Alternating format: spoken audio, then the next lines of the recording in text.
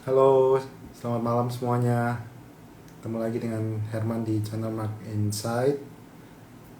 Bisa kedengaran ya suaranya. Oke. Oke, malam hari ini sesuai tema title yang sudah saya cantumkan di sini, saya mau coba share dari pengalaman saya pentingnya pemahaman bandarmologi ya. Menurut saya karena tujuan saya simple, saya cuma mau membantu teman-teman supaya at least makin banyak bertambahlah investor retail di Indonesia, di pasar modal Indonesia, supaya makin lebih melek secara finansial dan tidak mudah dibodoh-bodohin. Dan sebenarnya tujuan saya juga simple, saya cuma untuk juga membantu bagaimana restore reputation dari pasar modal di Indonesia, karena seringkali banyak orang itu kalau tidak mengerti, dia tuh cenderung akan menyalahkan produk investasi tersebut dibandingkan mereka mau untuk merendung atau berintrospeksi diri kesalahannya apa gitu ya. Jadi session hari ini saya mau jelaskan saja bahwa session ini hari ini hanya tidak memberikan any recommendation atau apapun. Saya lebih mau share dari pengalaman saya sendiri, education mengenai bandarmologi ya ke teman-teman. Uh, so basically dalam pikiran saya itu sebenarnya konsep bandarmologi itu ibaratnya apa ya? Definisinya itu agak abu-abu antara bandar dengan market maker, dan saya sebenarnya melihat ada sedikit kemiripan uh, uh, cara cara prakteknya itu sebenarnya konsepnya ada miripnya dengan Ponzi. Hanya saja memang beda dibandingkan dengan Ponzi. Kalau Ponzi kan memang perlu nanti coba langsung saya share ya. Kalau Ponzi itu kan ibaratnya kalian memakai uang seseorang untuk tapi itu orang yang ikut itu kan nggak aktif gitu ya. Bedanya di situ. Kalau di bandarmologi ya seorang investor akan ikutan aktif dalam investasinya di situ. Tapi konsep perputaran uangnya itu sebenarnya mirip. Itu yang mau coba saya share di situ. Mungkin saya kasih gambaran dulu cara kerjanya market itu seperti apa. Kenapa saya bilang mirip antara bandar dengan market maker. Tapi kalau ditanya secara pribadi, saya selalu mengasosiasikan bahwa market maker itu tones-nya lebih ke konotasinya lebih yang positif.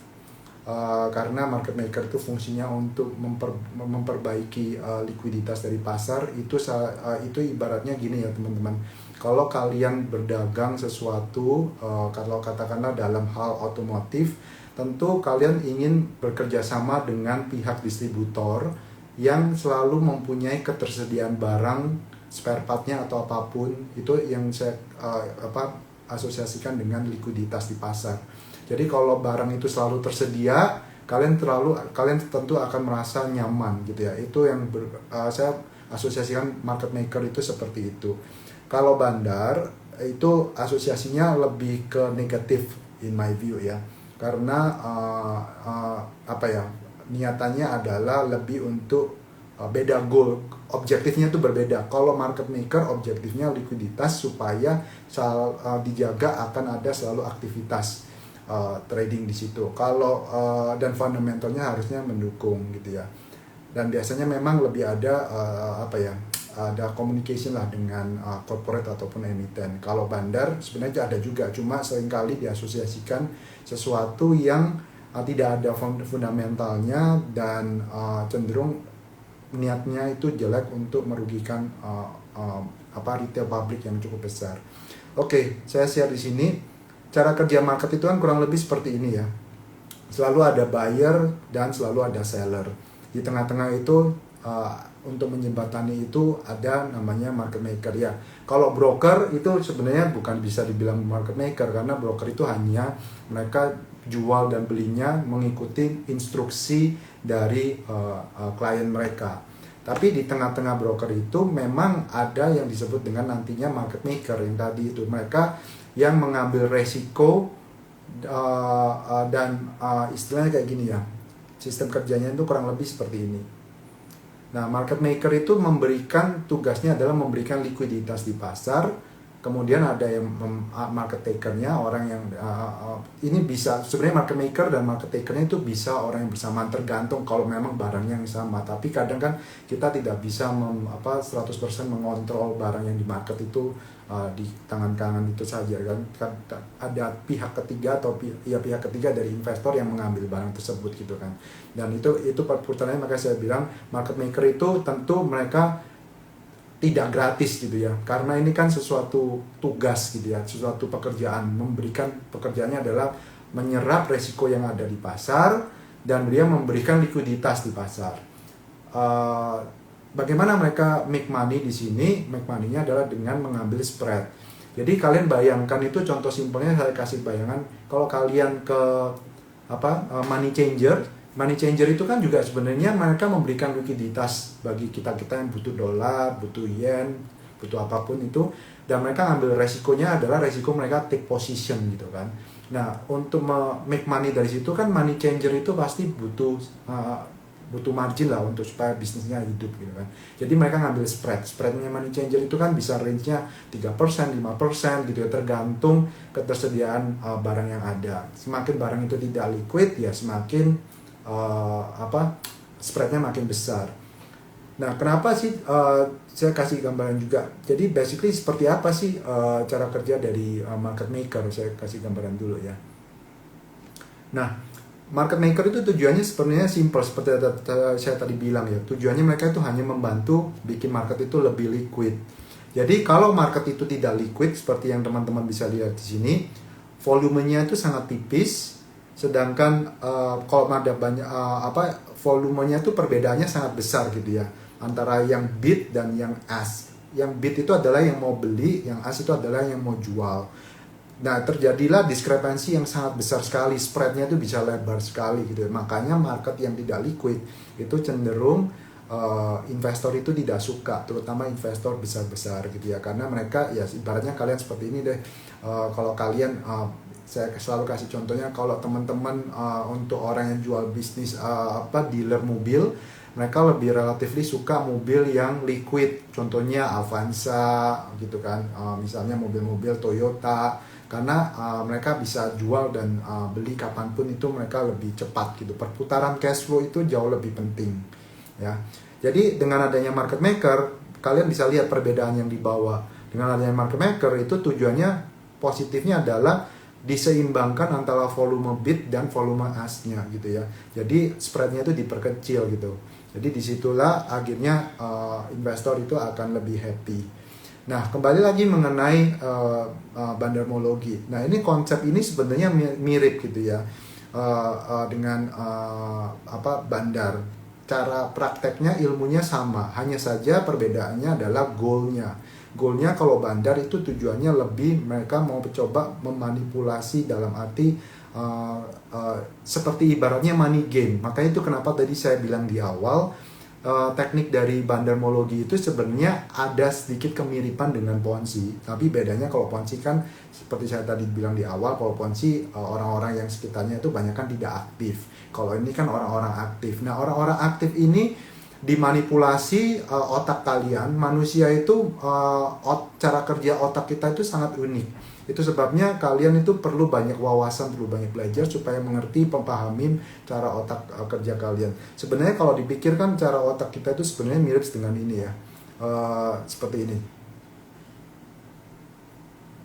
Nah, buying cycle orang itu kan sebenarnya apa sih, dipengaruhi oleh awareness dari kebutuhan kita. Kita butuhnya apa? Kita butuh uang gitu ya, saya lagi butuh duit nih. Kemudian kalian mengambil assessment alternatif. Alternatifnya apa? Kalau kalian ada duit ya kalian mungkin mau investnya supaya duitnya muter. Kalau orang nggak punya duit, alternatifnya apa? Nyuri atau apa, berbuat jahat gitu kan, macam-macam gitu ya.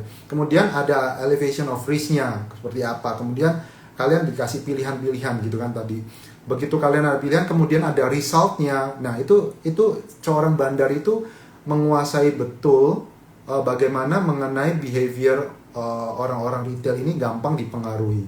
Dan saya sering kali lihat, saya ikutin beberapa grup retail. Kadang itu saya bukannya mau cuma memang ya setiap orang mempunyai beda-beda gitu ya in term of profile risk dan return rewardnya. Tapi saya perhatikan kenapa dari situ saya belajarin retail di Indonesia itu, mungkin gak hanya di Indonesia, banyak orang yang mungkin belum melek finansial secara ilmunya secara mendalam, gampang banget dipengaruhi secara psikologisnya oleh bandar. Karena mereka itu dengan untung 2-3% itu udah seneng banget gitu. Apalagi mereka yang baru ikutan market gitu, baru masuk, sangat senang sekali. Itu sebabnya ini siklus buying cycle ini bener gitu loh. Yang tadi saya bilang, begitu kalian dikasih resultnya, kalian dikasih cuan katakanlah 4-5%, kalian udah seneng banget. Akhirnya awareness of need-nya makin naik. Awareness of need-nya makin naik, kemudian kalian makin assess lagi, oh ternyata ini oke banget nih grupnya ini, misalnya bandarnya sini, gua ikut lagi deh. Nah, ini akhirnya dibentuklah suatu siklus herding behavior jadinya. Jadi kalau semua orang berhasil dipengaruhi sedemikian rupa, maka terbentuklah suatu gelombang pembelian yang sangat besar sekali. Itu sebabnya kalau mungkin teman-teman pernah tahu chart ini. Nah, kenapa nih bilang week of price cycle? Nah, ini sebenarnya relevansinya seperti ini. Pada suatu harga itu kan dibentuk, semua harga lah, saham, barang apapun, jual dagangan itu kan dibentuk oleh supply dan demand gitu ya. Jadi dia pada saat suatu bandar itu tahu bahwa barang ini sebenarnya misalnya barang busuk gitu ya, tapi karena dia tahu, dengan dia tergantung bagaimana mereka repackage itu gitu ya. Repackage-nya tahu nggak? Kalau menurut saya dari pengalaman saya, cara bandar itu merepackage itu dengan cara mereka mengajarkan kalian suatu teknik yang strategi technical gitu ya. Kenapa saya bilang saya bukannya anti technical? Saya sempat dulu pernah share di Instagram story juga bahwa technical analysis dan fundamental analysis itu suatu hal yang complementary dan harusnya disatukan. Jangan kalian membedakan, oh fundamental lebih jelek, technical lebih ampuh, technical lebih jelek, fundamental yang lebih ampuh. Enggak, menurut saya itu dua hal yang complement each other. Tapi satu hal yang mungkin saya mau share ke teman-teman di sini, kekurangan dari technical analysis itu seperti apa. Makanya kenapa saya selalu tidak menaruh technical analysis sebagai pedoman utama saya. Tapi ini memang hanya berlaku untuk certain kriteria ya. Technical analysis itu kalau bagi bandar, mereka itu ibaratnya mereka yang punya power terhadap technical chart tersebut. Kenapa saya bilang begitu? Jadi mereka so-called they want to become the god of their chart. Kenapa? Karena bayangkan bahwa kalau kalian menguasai barang di market, itu ibaratnya kalau kalian spekulan besar, katakanlah barang yang beredar di market, katakanlah saya ngasih contohnya supaya gampang dicerna buat teman-teman yang mungkin belum biasa. Katakanlah ada bandar barang dari Brompton, sepeda Brompton gitu ya. Dia menguasai supply di market sebesar 80%. Ya kalau dia 80% menguasai di market, ya dia kan suka-suka dia mau naikin harga berapapun. Nah itu yang saya mau share ke teman-teman bahwa begitu loh kalian supaya ngerti bahwa kelemahan dari technical analysis adalah the bandar itself, mereka lah yang create the technical. Jadi kalian seakan-akan begitu diajarkan cara teknikalnya seperti ini, kalian wow bener banget ya, ternyata ilmunya bener nih, orang ini hebat banget nih gitu. Karena mereka yang create teknikalnya, karena mereka yang menggerakkan harganya gitu ya. Beda dengan kalau marketnya itu sangat liquid dan besar sekali. Itu tentu tidak akan gampang mereka mengontrol harga market di pasar. Jadi teknikalnya pasti berbeda. Itu sebabnya sekarang saya lempar balik ke teman-teman. Kalian pernah, kalau mungkin teman-teman yang pernah ikut, saya pribadi dulu zaman saya kuliah dulu saya pernah ikut pengalaman dan saya pun ikut salah satunya, hampir tertipu juga gitu ya. Waktu itu saya ngikut untuk kelas belajar mengenai option market. Waktu itu karena saya masih kuliah, jadi saya belum begitu paham betul. Tapi seiring waktu, intinya yang mau saya share ke kalian, kalau memang ilmu itu sangat-sangat jitu dan mereka bisa make a lot of money, kenapa harus share ke kalian?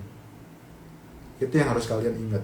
Kalau memang ilmu technical itu sangat jitu, kenapa harus di-share ke kalian? Itu kan ibarat rahasia dapur mereka. Ngapain harus di-share ke kalian? Kalau mereka mau share ke kalian, tujuannya karena untuk meng-create tadi itu buying cycle behavior kalian supaya semua orang percaya. Begitu semua orang percaya secara psikologis, makanya akhirnya terbentuklah buying power tadi. Nah, dengan adanya chart ini bisa saya tunjukkan di sini bahwa umumnya bandar itu pasti mengumpulkan barang yang sangat besar sekali pada waktu harga itu barang itu busuk di bawah. Tentu mereka akan dikumpulkan dulu barangnya di situ. Begitu mereka kumpulkan barangnya di situ, dia sudah tahu terbentuk banyak orang yang terkumpul di situ. Barangnya sudah dia kumpulkan, katakan dia sudah menguasai lebih dari 50% barang yang ada, atau harusnya pasti di atas 50% ya teman-teman. Karena kalau enggak mereka akan susah mengontrol market. Katakanlah dia menguasai sampai 70-80% dari market. Jadi misalnya nih saya kasih contoh, ada barang yang beredar di market 100 juta lembar gitu ya. Katakanlah mereka harus menguasai ya at least 70-80 juta. 20-nya dibiarkan dibagi-bagi nantinya. Nah, kemudian begitu dia menguasai 70-80 juta market itu, barang yang beredar, dia pasti dengan gampangnya akan naikkan harga ke atas. Begitu dia naikkan harga dengan katakanlah naik 5%, banyak orang-orang itu sudah pada happy gitu kan. Kalau orang-orang itu sudah pada happy, akhirnya tadi itu kebentuk lagi siklus seperti ini gitu kan. Nah, akhirnya wah ini orang ini bener banget nih. Ya udah jadi saya akan beli lagi. Nah, pada waktu itulah kalian nanti secara psikologis kalian akan tertipu. Itu kelemahan dari technical analysis.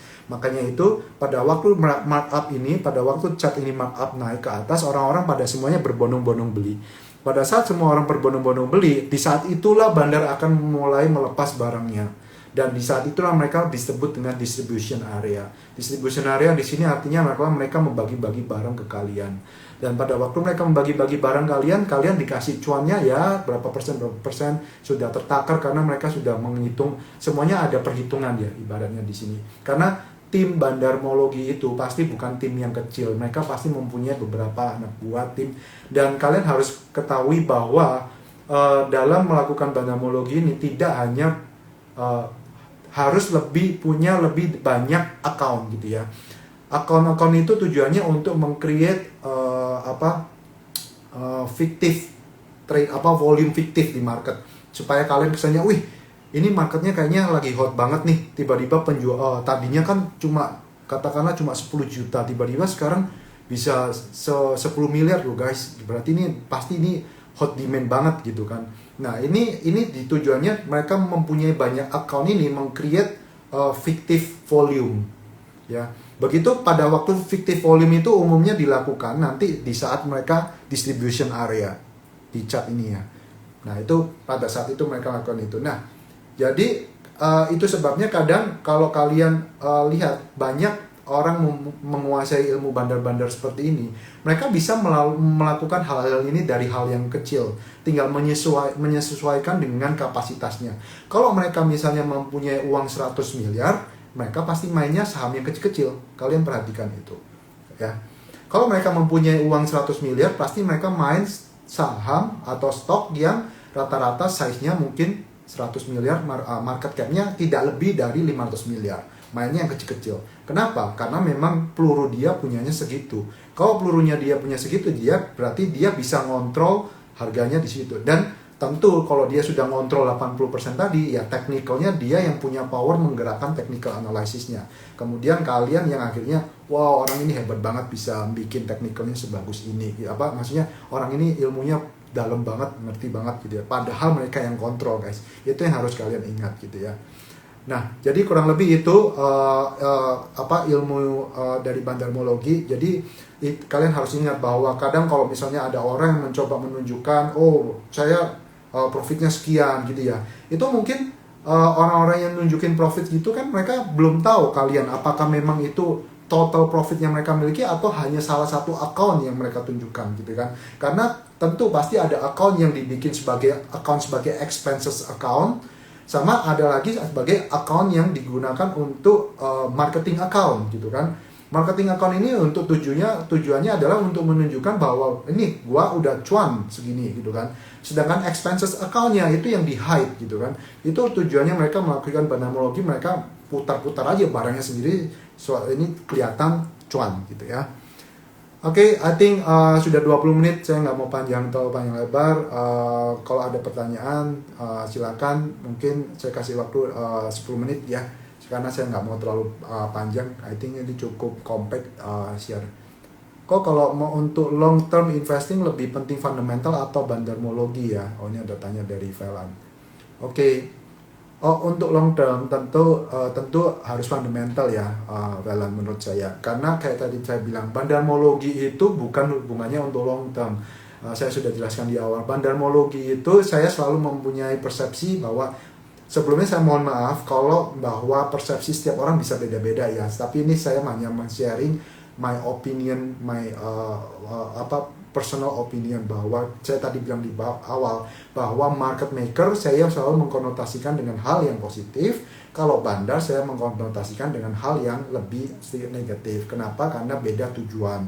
Tujuan market maker adalah untuk likuiditas, menjaga. Kalau untuk bandarmologi adalah bandar itu tujuannya kadang seringkali barang yang busuk, fundamentalnya tidak bagus, dikerek sedemikian rupa. Dan saya tadi lupa jelasin di awal. Ini saya mau coba touch sedikit, tapi saya nggak mau sebut nama karena terlalu sensitif ya. Salah satu contoh bandarmologi yang mungkin banyak kalian sudah kenal, yaitu terakhir banyak kasus gitu kan, orang rugi miliaran gitu ya. Salah satunya termasuk teman dan ada dari salah satu keluarga saya pun korban gitu dari situ. Dimana makanya kenapa saya tadi bilang di awal bahwa bandarmologi ini selalu ada konsepnya mirip dengan Ponzi, tergantung bagaimana dia repackage produk tersebut. Kalau yang terakhir kasus terakhir itu ya, di repackage-nya adalah dengan cara bikin fixed return. Dengan adanya fixed return itulah makanya kenapa unfortunately orang Indonesia yang tidak melek finansial, kalau mereka diiming-imingin return yang fix itu selalu tergoda. Karena mereka pikir, wah kapan lagi gitu ya. Ya memang ini ibarat kalau zaman dulu dikenal dengan money game ya. Pada waktu awal-awal Ponzi scheme itu ya pasti orang tidak akan, maksudnya awal-awal cenderung gelombang awal itu cenderung orang mengasosiasikan masih aman. Ya itu resiko ditanggung sendiri ya teman-teman. Saya tidak pernah merekomendasikan itu, karena kalau saya merekomendasikan itu ya berarti sama aja saya pro dan support mereka. Saya personally sih nggak pro gitu ya, tapi saya mengajarkan ini sifatnya edukasi. Jadi supaya kalian tahu bahwa di mana-mana namanya kalau bukan kredit ya nggak bisa fix gitu loh ya. Kalian harus tahu namanya orang berbisnis, mana ada sih namanya berbisnis itu fix returnnya naik turun gitu ya. Begitu juga orang investasi, begitu juga fund manager, mana ada namanya fix return. Itu sebabnya kalian harus pelajari juga di aturan OJK, tidak diperkenankan untuk janji fix return gitu kan. Jadi kalian harus paham betul itu skemnya, dan bandarmologinya dia bikin produk sedemikian rupa supaya menarik banyak dana yang masuk, kemudian dana tersebut diputar. Dan diputarnya itu adalah duit yang sama, bisa diputar di barang-barang yang sama terus. Dan itu yang tadi saya jelaskan di awal gitu ya. Itu yang menyebabkan perputaran fiktif jadinya. Akhirnya banyak orang yang rugi di situ, akhirnya menyalahkan nyalahin produknya. Oh, gue nggak mau invest lagi deh di pasar modal, saham gila ini barang busuk gini. Salah kok ya guys. Itu kayak dulu saya pernah jelasin juga di Bitcoin. Yang salah bukan aset atau barangnya, yang salah itu adalah oknumnya. Tapi kalau orang-orang itu tidak punya pengalaman itu, tidak mempunyai wawasan itu, dia cenderung akan menyalahkan oknumnya dibandingkan mereka mau introspeksi diri gitu ya. Karena nggak semua orang itu mau introspeksi diri. Oke, ini ada banyak pertanyaan. Technical lebih relevan di market cap yang besar ya Koyang, karena lebih susah dikontrol. Ya, kalau ditanya begitu ya menurut saya technical memang untuk menghindari faktor manipulatifnya tadi, memang kalau di market cap yang besar sekali cenderung relatively lebih fair cara membaca technicalnya. Semoga jawab ya, karena kalau yang barangnya itu tidak liquid, yang menguasai technicalnya ya bandar tersebut. Jadi cara membaca kalian bisa kejebak nanti, gampang dimanipulasi. Fund manager lebih suka lump sum atau nyicil ya kok? maksudnya apa ya nih? Maksudnya investasi ya.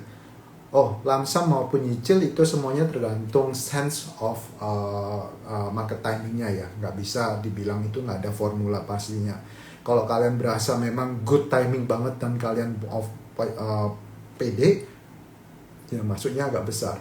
Kalau nggak pede ya masuknya nyicil lump sum.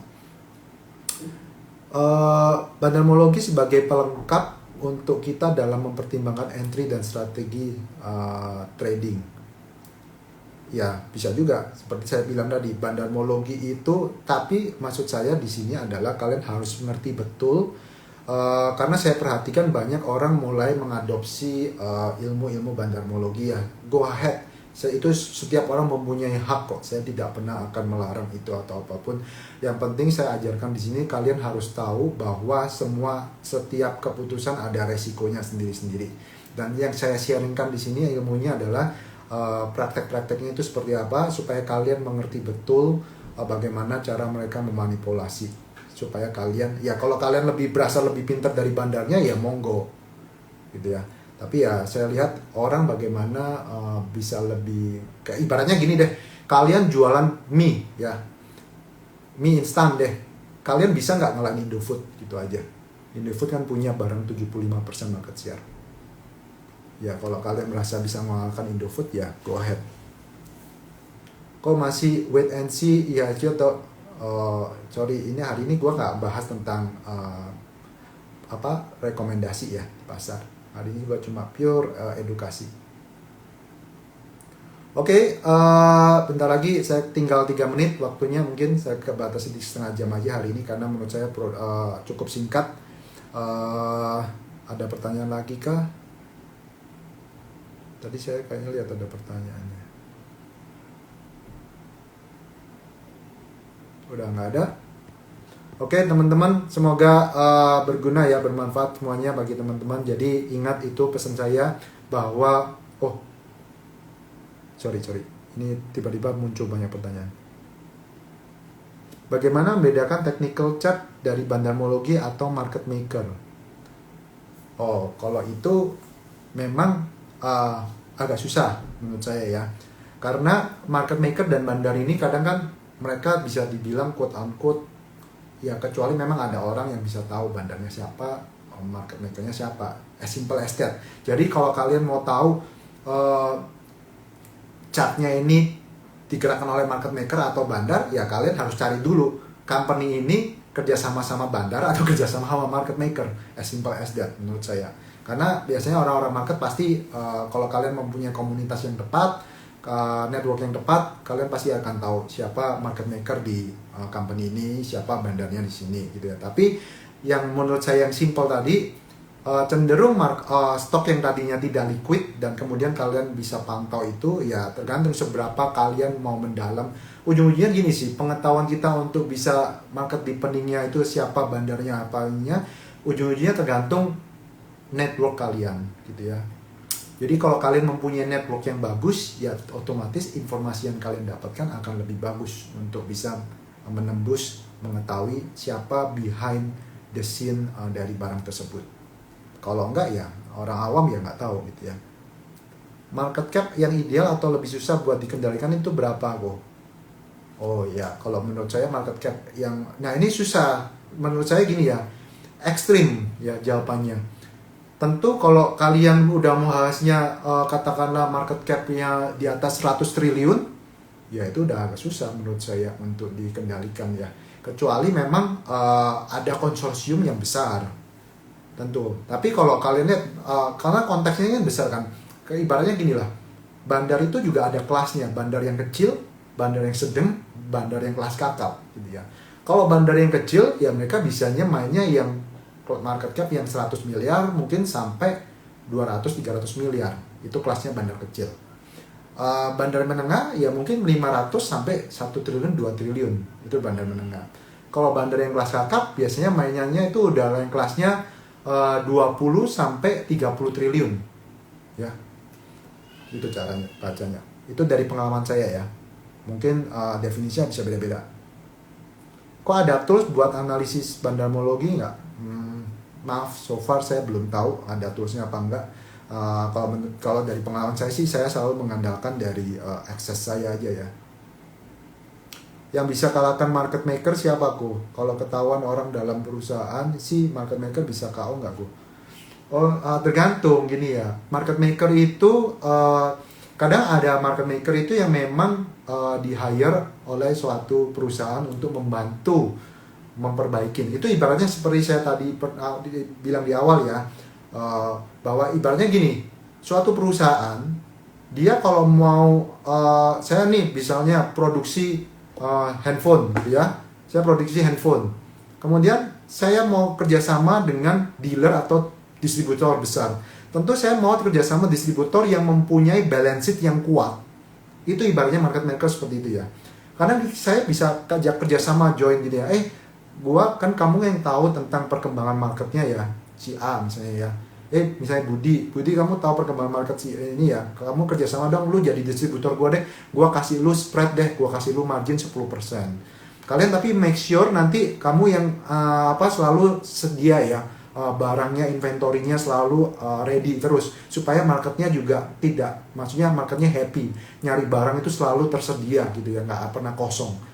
Nah, itu selalu asosiasinya seperti itu market ya. Jadi market maker itu belum tentu market maker itu mereka tiba-tiba ujuk-ujuk dia market sendiri, nggak mungkin gitu ya. Market maker itu pasti mereka tujuannya gini ya, yang kalian harus ngerti. Market maker kan dia mau mengontrol barang, membantu mengimprove likuiditas. Kalau dia mau membantu mengimprove likuiditas kan harus ada ibaratnya blessing atau harus ada approval dari pemilik barang tersebut dong gitu loh.